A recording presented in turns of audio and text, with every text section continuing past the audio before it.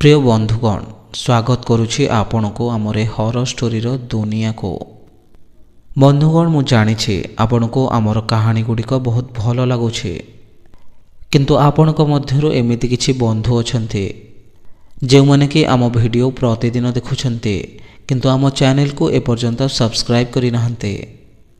मु बस आपनको एतिकी अनुरोध करिबाकु चाहूछि जे आपण आम चैनल को सब्सक्राइब करि साइड थिबा बेल आइकन को ऑल करि दियंतो, कारण यूट्यूब आमर वीडियो गुड़िक आपण को एहा परे रिकमेंड करिवो, एहार कोनोसी ग्यारंटी नहीं।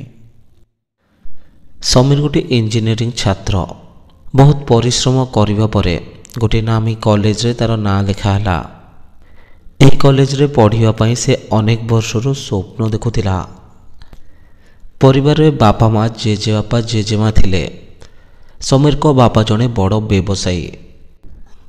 घरे तांकर पैसार किछि अभाव नथिला, किंतु विज्ञान पई पिला बेलरो ही समीर मन रे अत्यधिक आग्रह थिला। सेथिपई से इंजीनियरिंग को बाछि नैथिला।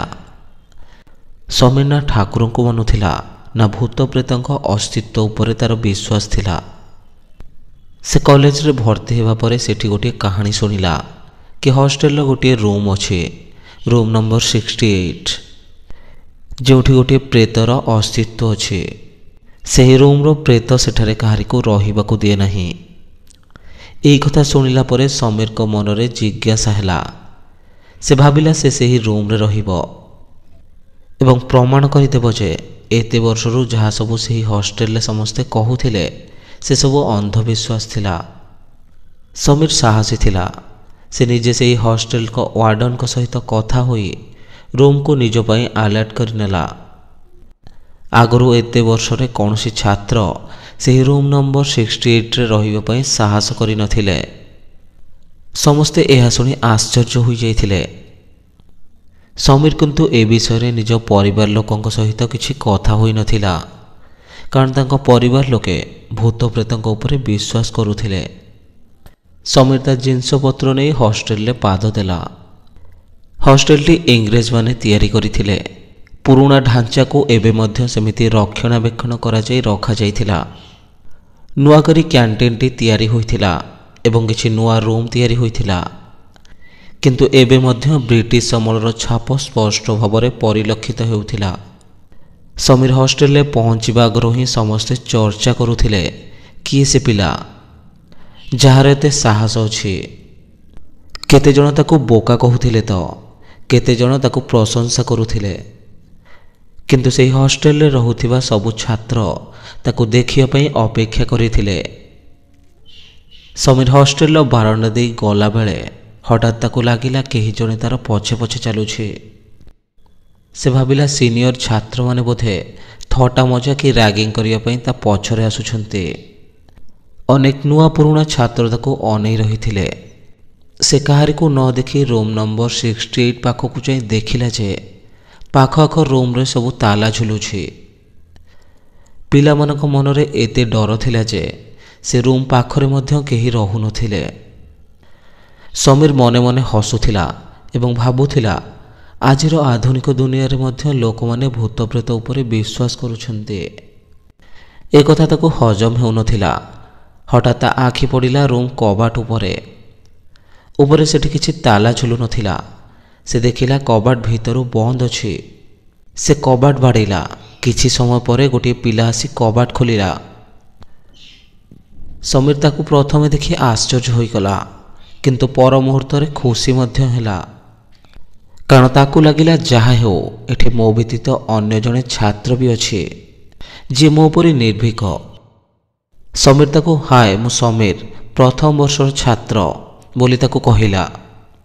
से पिलाटी बोधे गाँव आसीथिला। से कहला नमस्कार, मो ना संजय, मो मध्य प्रथम वर्षर छात्र।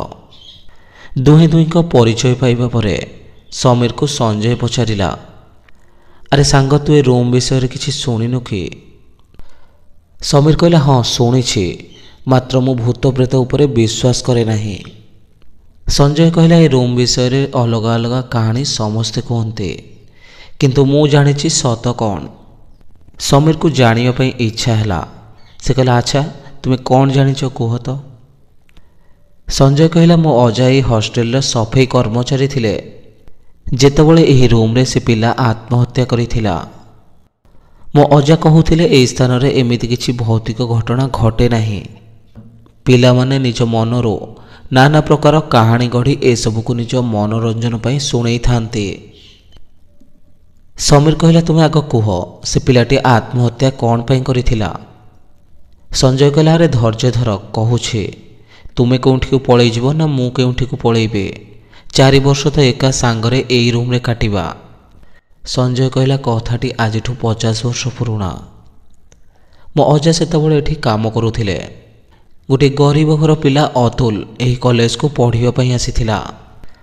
से वृत्ति पाई एही कॉलेज रे पढ़िबा पई योग्यता लाभ करिथिला। पाठ पढ़ारे बहुत भल थिबारो ताकू समस्ते पसंद करुथिले। एही हॉस्टेल पाखरे आस देखिबो गोटे घर थिला। एही झरका खोलिले देखाजिबो। सतकू सत झरका खोलिला परे सेठी गोटे पुराणा कोठी देखागला। सेही कोठीरे काया बोली गोटे झियो रहुथिला। एक वित्तशाली परिवार से एकमात्र झियो थिला। से अत्यंत सुंदरी थिबा सहित बहुत गर्वी मध्य थिला।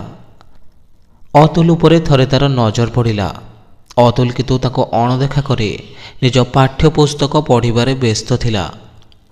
काया को अतुल ही व्यवहार अत्यंत क्रोधित करिदेला। काहींकिना जी भी काया को थरटिए देखे से ता रूप सौंदर्यर पूजारी होई रही जाउथिला।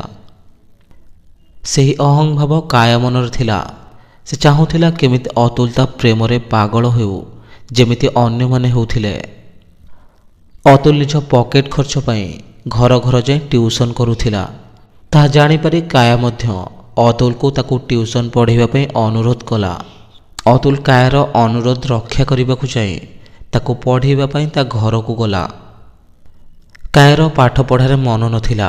तार एकमात्र उद्देश्य थिला केमिति अतुल को मिछ प्रेम जाल रे फसाई तार मजा नेब। अतुल किंतु ताकू देखु नथिला कि तार अन्य कौनसी मंद उद्देश्य नथिला। एहा काया को आहुरी उद्धत कला। गोटे दिन अतुल ताकू पढ़ौथिला। से निजे निजे पिंधिथिबा लुगा को चिरी देई जोर जोर रे पाटी करी कांदिबाकू लागिला। घर लोक रुंड हेबारु से कहिला ए मो सहित असदाचरण करबाकू चेष्टा करुथिला। काया कथारे ता घर लोक अतुल को प्रबल माड़ मारिले एवं कॉलेज रे ता नारे अभियोग मध्य आनिले। अतुल लोकलज्जा सही न पारि एही पंखारे फांसी लगाई आत्महत्या कला। सेही दिन ठारू अतुल अतृप्त आत्मा ए रूम रे अछि बोली समस्ते कहते। जी भी यही रूम रे रहिबाकू आसुछि अतुल एही कहानी कहिबा पई ता पाखकू आसे किंतु समस्ते ताकू देखि भयरे रूम छाड़ी पलांती। समीर संजय को अतुल कहानी कहि सारिबा परे ओभान होई गला। समीर भाबिला एई तो बसिथिला कुआडे आकस्मिक भावरे चली गला। से रूम रो चारिआडे ताकू खोजिला मात्र केउठी भी ताकू पाइला नाही। तापरे से रूम बाहर देखिला काले केउठी से ताकू लुचि डराइबा पई चेष्टा करुथिबो। समीर शेषरे हार मानि आसी रूम खट उपरे बसी पड़िला। एते दूर यात्रा करि आसीथिला ताकू क्लांति अनुभूत हेउथिला। ता आखिरे निद माड़ी आसुथिला। ता आखि आपे आपे बंद होई गला। से निदरे थिला। सेति बेले ताकू लागिला जेमिति अनेक लोक माने सेही रूम भितरे कथा होउछन्ते किंतु से माने कौन कथा होउथिले ताकू किछि बुझा हो नथिला। कौनसी अलग दुनियार लोक माने एपरि भाषा व्यवहार करुथिबे। से चमकी उठी पड़िला किंतु जेहेतु से भूत प्रेत आदि शक्ति मानक अस्तित्व थिबा कथा विश्वास करे नाही। से भाबिला बोधे ताकू यात्रा जनित क्लांति जोगु भ्रम होइथिबो। समीर देखिला से रूम रे गोटे आलमारी अछि। समीर आलमारीटी को खोली देखिला सेठी अनेक पुस्तक अछि। जेहेतु समीर को बही पढ़िबार शौक पिला बेलू थिला से बहुत खुशी होई जाइथिला। से आलमारी रे गोटे कला जादुर बही मध्य थिला। सेही बहीटी को देखि समीर मनरे जिज्ञासा सृष्टि हेला। से ताकू आनी निज पाखरे रखिला। भाबिला राति रे खाई पी सारिबा परे सेही बहीटी को पढ़िबो। रूम रे रही से विरक्त होई पड़िथिला। भाबिला टिके हॉस्टेल बुली आसीबो। कैंटीन ने कौन मिलुछि देखि आसीबो। ताकू खूब जोरे भोक मध्य हेउथिला। ସେ ରୁମ୍ରେ ତାଲା ଦେଇ ଯେମିତି ପଛକୁ ବୁଲିଛି। ହଠାତ୍ ତାକୁ ରୁମ୍ ଭିତରୁ ପୁଣି ଯେମିତି 4-5 ଜଣ ଲୋକ କିଛି ଅଜଣା ଭାଷାରେ କଥା ହେଉଥିବାର ଶୁଣାଗଲା। ସେ ଟିକେ ରହିଗଲା। ପୁଣି ଥରେ ରୁମ୍ର କବାଟ ଖୋଲି ଦେଖିଲା ଭିତରେ ସଞ୍ଜୟ ବସିଥିଲା। ସେ କହିଲା, ଆରେ ମୋତେ ଛାଡ଼ି ଏକୁଟିଆ କୁଆଡ଼େ ଯାଉଛ? ସମୀର କହିଲା, ତୁମେ କେଉଁଠି ଲୁଚିଥିଲ? ମୁଁ ତୁମକୁ ଚାରିପଟେ ଖୋଜି ଖୋଜି ଥକିଗଲି। ସଞ୍ଜୟ କହିଲା, ଆରେ ମୁଁ ତ ଭାବିଥିଲି ତୁମେ ଡରିକି ରୁମ୍ ଛାଡ଼ି ପଳାଇବ, କିନ୍ତୁ ତୁମେ ତ ଟିକେ ବି ଡରିଲନି। ସମୀର କହିଲା, ତୁମେ ଲୁଚିକି ଏମିତି ଅଜଣା ଭାଷାରେ କଥା ହେଉଥିଲ କି? ସଞ୍ଜୟ କହିଲା, ହଁ, ଏମିତି ଅନେକ ପିଲାମାନଙ୍କୁ ଡରାଇଛି। ମୋତେ ବିଭିନ୍ନ ସ୍ୱର କାଢ଼ିବା ଆସେ। ତୁମେ ସତରେ ବହୁତ ସାହସୀ। ତୁମ ସାଙ୍ଗରେ ଖେଳିବା ପାଇଁ ଭଲ ଲାଗିବ। ସଞ୍ଜୟ ଏକ ଭୟାନକ ଶୈତାନୀ ସ୍ୱରରେ କହିଲା। ତାପରେ ସ୍ୱର ବଦଳାଇ କହିଲା, ମାନେ ରହିବା ପାଇଁ ଭଲ ଲାଗିବ। ସମୀର କହିଲା, ଏବେ ଚାଲ କ୍ୟାଣ୍ଟିନ୍କୁ ଯିବା, କିଛି ଖାଇକି ଆସିବା। ସଞ୍ଜୟ କହିଲା, ମୁଁ ଏବେ କିଛି ଖାଇବିନି, ତୁମେ ଯାଅ, ମୋ ଭୋକ ତ ମୁଁ ରାତିରେ ମେଣ୍ଟାଇବି। ସମୀର କହିଲା, ତୁମ କଥା ଆଉ ତୁମକୁ ବୁଝିବା ମୋ ପରିଧି ବାହାରେ। ହଉ, ମୁଁ ସଙ୍ଗେ ସଙ୍ଗେ ଆସିଯାଉଛି, ପୁଣି ବସି କଥା ହେବା।